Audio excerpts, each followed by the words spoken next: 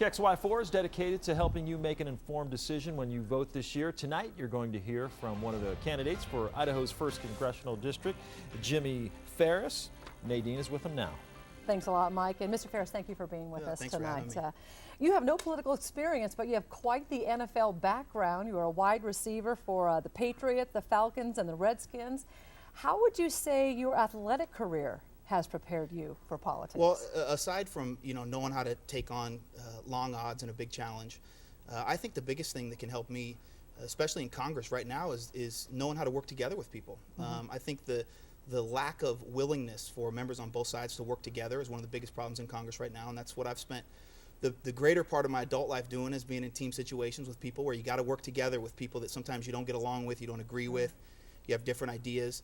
And I've really been a leader in those situations and been able to bring people to a common goal. In that life, it was win football games, and in this life, it'll be to get a win for the people of Idaho and the American people. It's been a long road for you, hasn't it? It has. It's been, I started the campaign a year ago, kicked it off October 15th, I believe was the actual date. And so I always throw out the statistic that I've driven over 27,000 miles now up and down the district, all the way from Bonners Ferry down to Owyhee County, down past Boise, and made a couple trips to Idaho Falls and Pocatello. And so it's been a long road, but it's been so rewarding. I've met so many people and gotten to really get a feel for what people are going through and what some of the biggest issues are to people, and that's helped me kind of define what's important to me and what I think we should be focusing on. Well, let's talk about some of those issues. Idaho ranks 49th in income compared to other states, and you say you want to get higher paying jobs to Idaho. What kind of jobs are you talking about, and how do you plan to do it? Well, there's a number of jobs. I mean, certainly manufacturing jobs and tech jobs. I think one of the biggest statistics, though, that really stood out to me was that the 3 states that invest the most in education, Massachusetts, Connecticut, and New Jersey, are also in the top 5, 6 in wages. They pay their workers more than any other states in the country. So I think the correlation between investments in education, having a state that values education and that's strong in education, that's willing to invest in every child, really can bring good paying jobs to your state. And I think it's one of those things that can secure good paying jobs for the future. It's not just immediate stimulus type jobs. These are long-term jobs that make your state attractive for companies to move their business to your state with an educated workforce, and something that can really ensure the future of our children. That leads into my next question on education. Superintendent of Public Instruction Tom Luna's education reforms, called Students Come First, curtails collective bargaining of teachers' unions. I'm sure you're aware of this. Introduces merit pay, spends more money in technology, and now voters will decide whether or not to repeal those reforms. Do you support them? I'm a no on 1, 2, and 3. Without we could spend a lot of time getting into all the specifics of it. I certainly believe that education reform is something that needs to happen. I think it needs to be a priority.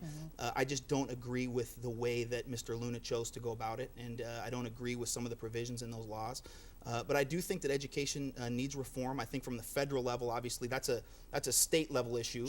But I think from the federal level, one of the things that we can do is scrap No Child Left Behind and start over. There's a number of programs I think that people are proposing, and some ideas that I have that I'd like to try to get implemented when I get into Congress. Can you tell us quickly what it is? Well, one of the things that I want to do is, give a lot of the ability back to the states to decide what that curriculum would be. There you go.